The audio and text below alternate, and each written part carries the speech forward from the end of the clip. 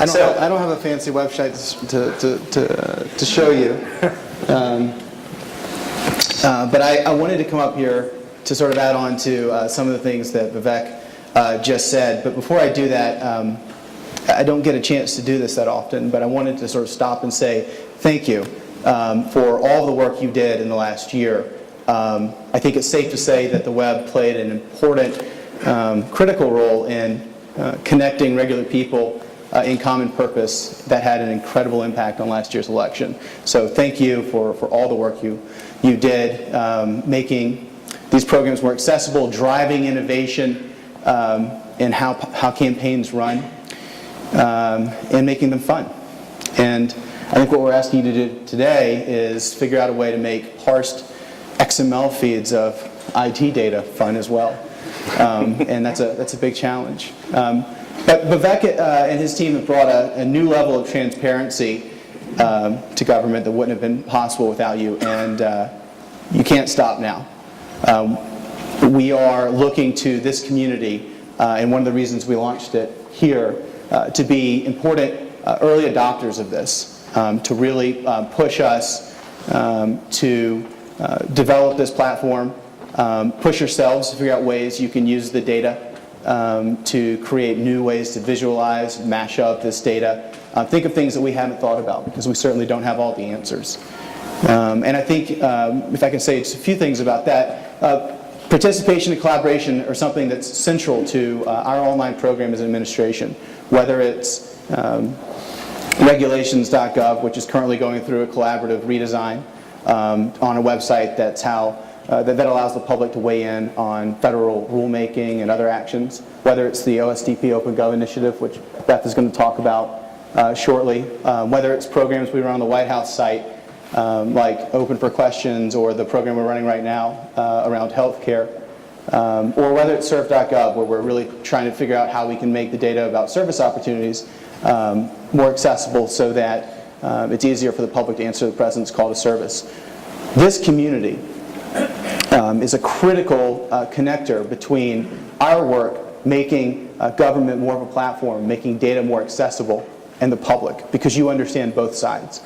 You are at the intersection of politics, government, and technology, and moving forward, it's critical that you participate in a conversation with me, with Vivek, giving us feedback about how this stuff can do better, so that it's something that everybody can take advantage of. Because if we build these things and nobody uses them, it doesn't matter. I mean, maybe it had some impact at first, but this is the first step on a long path. And I'm looking forward to working with all of you. And that's basically all I had to say, is that this is a really exciting project, but you need to realize that about 90% of the people in this room, or rather, the people in this room represent about 90% of the people, I feel like, who really understand the profound opportunity here. And as we leave this event today, it's your task to figure out how you turn around and carry that out to your various communities, whether that's developers, whether that's good government advocates, stakeholders of any type. So thank you, and again, round of applause for Vivek. This is an incredible project.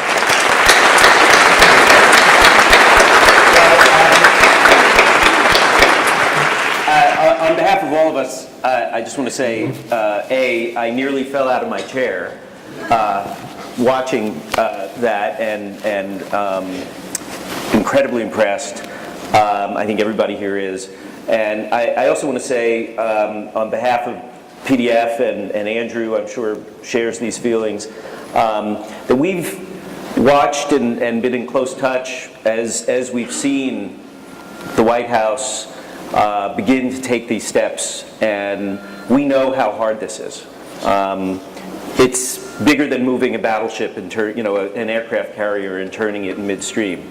And so we know, and we also know you guys are working incredibly long hours, and you don't have as big a staff as you ought to have, and all the things that would make your job easier. So we salute you. I know how hard this is, and to have come as far as what you just showed us today, along with all the other things that Macon described and that Beth is going to talk about, it's a tremendous accomplishment. And we're not even 6 months in, right? So clearly, a year from now, it'll be really exciting to have you back and see just what else is taking place.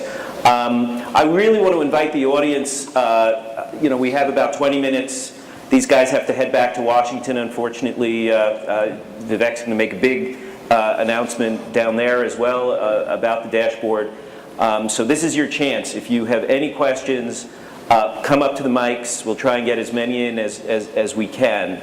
But quickly, or just shout it out if you're, because I see Esther. Esther, quick. Can you just talk about how the feedback is received, how you're going to aggregate it, summarize it, filter it? Right.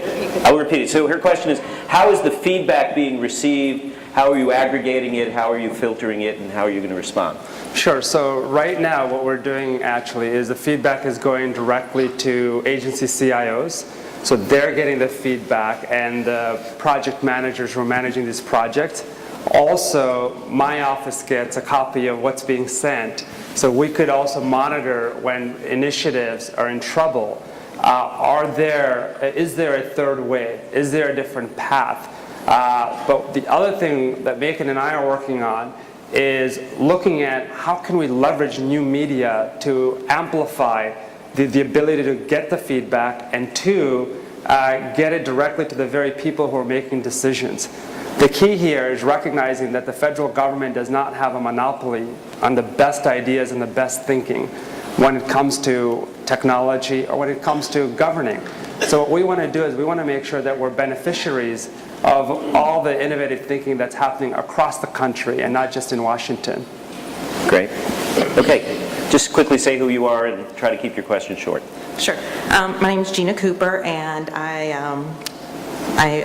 got 2 new startups, Project One Page and Middle Coast Strategy. This administration has hired like a legion of people, it seems, from companies like Google and Facebook, which I think shows how serious this president is about modernizing government. I mean, what you just previewed to us, usaspending.gov, the IT dashboard, those things are really amazing and a testament to that. But is there any danger in hiring so many executives to make tech policy, or so many former tech people to make tech policy, in the same way that relying on, say, energy executives to write energy policy turned out to be not such a very good idea?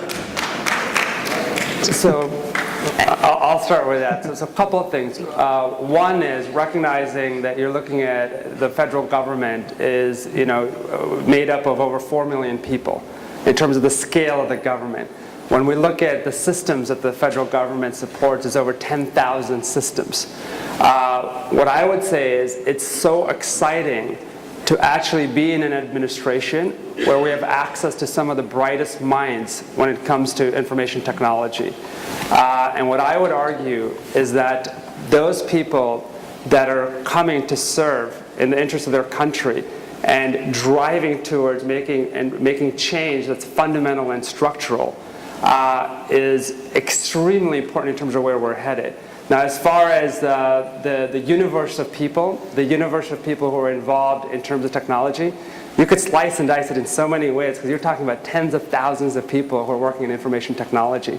So what I would say is part of it may be as far as looking at the headlines and saying, well, 1 or 2 people, versus looking at it and putting it in the right context. The number of people in the federal government, coupled with the people that are serving in government right now, it's a small percentage that we're talking about. If I could add on to that, I think that it's important to understand outcomes, that we're not collecting a bunch of executives or eggheads or what have you to come up with a product that's the perfect answer and then deliver that back to you. What we are trying to do is bring in a lot of people who can facilitate a process, really thinking about how we can make government more transparent, participatory, and collaborative, and involve the public in our decision making, and not think that we can make all the decisions in some ivory tower and then hand them down. And so I think what you see in the choices of the people in the administration are people who get that in their gut and are thinking every day about how we can be more open. All the more reason for us to launch this here and for you to hold us accountable to that promise and tell us what you think. And we're also leaning forward in terms of making sure that, to your question, that all the contracts data is available. So you'll be able to see everything online, in terms of what's happening, what decisions is the government making when it comes to procurements, contracts, and investments across the board. Great. Next Good question. answer, thank you. Yeah. Great. Yep. Hi, my name is Michael Rand, and my question involves the fact that as we speak, there's 18,000 computer educators that are meeting in Washington, D.C. for their annual conference called the National Educational Computing Conference. And if you go to their website, look at their stuff, you'll see there's session after session where they're teachers working together to learn how to get students to do data mashups, to take data like the stuff that you've just shown us, and allow their students to, on the one hand, learn about their government, learn how things operate, but then also make a contribution. And this happened 20 years ago. There's a teacher, Alan November, for a summer project, one of his students took the data and organized it on mental health institutions in Massachusetts and revolutionized the way that people figured out how to get access to that stuff. So my question is, are you trying to figure out a way to allow educators, students, whatever, to take your data and do the wonderful things you want us to do with it? Absolutely, and I would say it's not limited to just the education space. And that's one of the reasons we're moving forward as we look at data.gov. What's fascinating is we're also looking at X Prizes in terms of figuring out how do we fundamentally change the way the federal government procures so we can get some of the best solutions by offering incentives. And at the same time, when it comes to education, the K through 12 system, by democratizing that data, we did that in the District of Columbia, and now I had a conference call with actually CIOs of every state, and we're trying to come up with a standard. So it's state.gov/data.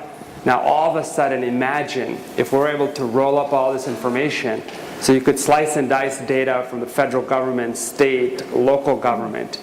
It would fundamentally change the way kids learn because they can actually solve problems that are very relevant to their environment. But also from an economic perspective, you have the ability to create new markets that never existed before. An example I use is what happened when the National Institutes of Health made the decision with other world bodies to make the human genome data public. All of a sudden, you had an explosion in biodiscovery and a pipeline of new drugs at the FDA as a result of that decision. Same thing with the Department of Defense when DoD decided to make data available publicly when it came to satellites. All of a sudden, you created an entire new GPS market that never existed before.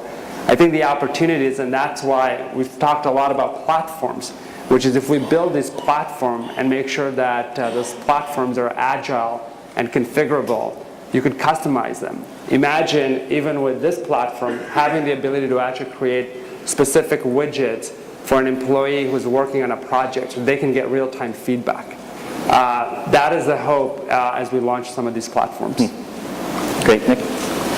Another question. Hi, I'm Angela McMillan. I'm the Executive Director for the American Association of Political Consultants. Two questions. Are you going to have the data for all of our investments, including our investment in General Motors Corporation and our investment in AIG on the site as well? And also, are you going to be tying in the GAO's assessment of these projects into the data on the dashboard? So on the data on the dashboard, absolutely. So there are links already to the GAO reports. So there's a section that I didn't go over, but there's a link that says reports. It's not just GAO reports. You'll have access to GAO, the Inspector General's reports, and any other report that may be relevant to that assessment. As far as moving beyond information technology, that's something we're exploring now in terms of how can we scale it beyond just IT. But we want to start with information technology investment and make sure that we address issues around policy and data and privacy before we scale across the board. So that means no General Motors and no AIG yet? We're exploring beyond where we are right now. Thank you. Yep. Okay. Let me just add on to that in terms of the initial phases, and I meant to say this in the beginning, is that you can probably go through the site and find out places where it's broken or find data that isn't exactly right, and that's okay. I don't know about you, but I'd rather have this up and have this out there than not at all. I think for too long we've let perfect be the enemy of the good, and all the more reason to better understand what the purpose here, what the intent is, and to let us know when you find things. But this is a beta. This hasn't been done before, and I think we'll find some flaws with it in different places. We'll have to iron out the kinks, and then once the IT, which you can understand is probably a little bit easier to figure out than some other parts of the government in terms of data feeds. Once we iron that out, I think we're in a good place to expand it. I actually have a follow-up on that. Lots of web projects that are in beta have like a developer blog where you can kind of go backstage and participate in the conversation about the development of the site. Is there anything like that in the works? Sure, and that's one of the ideas, right? So our intent was to launch first, and then secondly, introduce all these social media tools to really get feedback from people. So one of the things we would love to get from you is feedback, and we're going to be standing up a blog within a week that will allow us to blog and get comments on what's good, what isn't good, what we need to add. The key is going back to Macon's point, which is a very important point, is for too often, right? Far too often what ends up happening is people wait 2-3 years and they try to perfect it rather than starting and launching these platforms. Data.gov is a perfect example. We launched it, when we launched it, we only had 47 feeds. And we scaled rapidly to now where we're over 100,000 feeds, and that took about a month and a half. And the key was if we waited till we had 100,000 feeds, a couple of things would have happened. One is we wouldn't have benefited from the feedback we got from people. So we actually prioritized and added feeds people were interested in, rather than saying we're going to close off in this echo chamber and design the perfect system and unveil it somehow in a magical way. But this is a new approach to advancing technology within the government. Great. Another question. Hi, Jean Holm with NASA, and I'm the chair for the Federal Knowledge Management Working Group. So first of all, thank you for carrying that rallying flag for those of us within government for transparency in what we do. I think it's a great effort, even though it means a lot of work for us. Thanks. The question is, in addition to all the information and data management activities that are already underway, what do you see for knowledge management and collaboration within and across the government? Sure, and that's a key issue right now, especially when you look at the workforce. Part of the challenge is if you look at where information lives and how government is run, in a lot of ways what ends up happening is it's based on an individual who has been there for 30 years, and they're the only ones who know how to solve this specific problem. Unfortunately, what also ends up happening is you end up repeating processes, and there isn't an imperative for change because people are comfortable with certain processes. So I think Intellipedia is a great example when you look at knowledge management and knowledge sharing, for that matter. It's not enough to just document and put information online, but what we need to do is we need to move towards an environment where we build systems that have feedback loops. So how do you continue to evolve and not just put something on a website or on an intranet that sits there in a static fashion, but how do you make that information, that knowledge, actionable? And that's what we want to accomplish here by making this data dynamic and these reports dynamic, is it actually allows you to make different decisions than you normally would have because you have more intelligence. Great, thank you. Okay, take from this side. Mike Gravel, since we all know that the DOD gets the big bucks in government, what are you exploring with respect to the possibility that we now have a cyber command which will get the big bucks, much more than you can ever dream of? What are you exploring with the possibility of invading, with transparency, that area of IT in the U.S. government? Oh, thanks for that. I mean, I don't know. I don't know the answer to that. I mean, I think that there's a lot of issues in terms of what's classified information and what's not classified information that we probably run into. But I'm I couldn't answer that question. I don't know. But if I you can think, look yeah, across I that. mean, just to add a little bit to that, as far as top secret information and data sharing in a top secret environment, that's part of what we want to accomplish, which is how do you take, let's say, this dashboard and the logic that powers it in terms of making prudent decisions, how do you introduce that into the defense environment, the intelligence environment? That's part of what we want to do when it comes to managing some of that funding. And as you know, the President conducted a 60-day review of our cyber posture, recognizing that that's one of the biggest threats this country faces. And as part of that, there's funding obviously within the intelligence community, the civilian community, and what we want to make sure is in that environment also, we apply the same level of scrutiny and accountability. And the President has said, of course, that the White House will have to lead the way because these issues are so complex. And I'm involved in those discussions, and we're going to be applying the same approach in that space. Just a quick follow-up. Are you involved in the efforts to avoid an international treaty by the United States when there are other governments that are out there trying to involve an international cyber treaty? So we're going to be, so myself, the CTO, and the cyber coordinator who's going to be appointed, the appointment is forthcoming, the three of us will work very closely on all those issues. Thank you. Okay, we're starting to run out of time, so if you can make your questions quick. Hi, Philip Ashlock from the Open Planning Project. I'm curious to know what advice you have for Mayor Bloomberg, the city agencies here in New York, and all New Yorkers for opening city data. I was actually at the City Council hearing yesterday, hearing about the new open data legislation here in the city. And there are some representatives from the mayor's office who said something to the effect that an effective transparency initiative is only possible if the data is user-friendly and if the city provides the data in a user-friendly way, which seemed to imply that if the city was only providing data in a way that was already easily readable, that it would be effective rather than providing in a raw format so that all of us could help make it user-friendly and interpret it in the ways that we see fit. Right, so I would say there are a couple of guiding principles when it comes to making democratizing data. One is you want to get as close to the golden source as possible, so transparency as close to the root as possible. Two is making sure that the data is available in multiple formats that are machine readable. Three is to try to get the data in as raw a format as possible.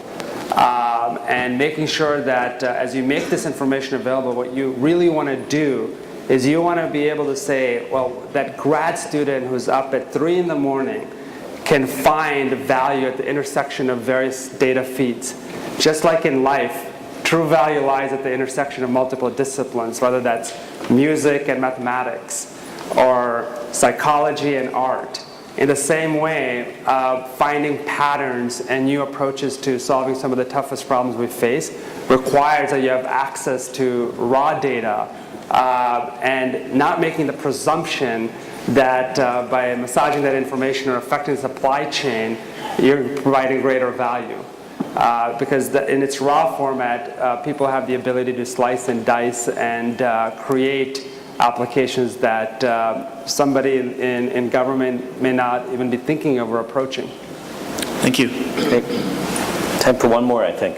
Daniel Pointer, Sunlight Foundation, and the Digital Democracy Contest. I just want to commend you and say this is an awesome project. I'm personally working on a project to get tens of thousands of high school students to look for patterns in USA Spending.gov data, and that's going to be this fall. My question is, what are the limits of transparency, or are there? And to what extent do you want to have infinite transparency?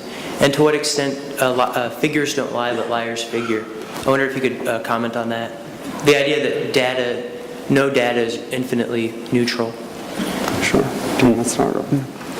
So a couple of things, a couple of thoughts on that. Going to where do you stop when it comes to transparency? And that's a philosophical question, but there are real-world implications, of course. One is we were just talking about that when you're looking at national security. We want to make sure that we don't harm national security in any way.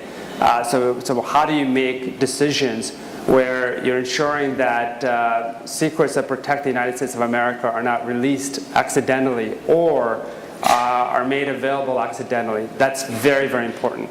Second is you also want to make sure on the other side of the coin is that you preserve a healthy environment for government officials to be able to debate, to be able to look at ideas pre-decisional, so they feel like that they're able to one, tap into as many ideas, as many thoughts as possible, but at the same time have the ability to debate in an environment that doesn't stop debate and isn't presumptive in specific fashions. And the third, I would say, is looking at it from a perspective of data and saying, well, there's certain data that's extremely, extremely important and moves entire markets. Whether you look at information around the unemployment rate, or you look at information that has to do with commodity prices and so forth. So making sure that the government has this responsibility when it comes to information quality, that we've baked in the right checks before that data is released, because we have the responsibility to ensure that that information is accurate. Great. Well, we've run out of time. I see my colleague Andrew wants to come out and say a few words quickly. Vivek, I've got to take this opportunity to ask you one more question, because, use my prerogative. We mentioned yesterday an idea that I brought up to you when you were in New York a couple of weeks ago about the idea of redefining the term public, wherever the law requires documents to be public and accessible to, in paper form, that should be redefined as searchable, accessible, and readable online. And I'm curious if you could comment. This is the audience that is most curious about whether or not that idea has any merit, and if you could comment on that, I'd appreciate it. Sure. So I think as a principle, absolutely, that makes a lot of sense. What I want to caution, though, is on the reality of the federal government right now and some of the challenges.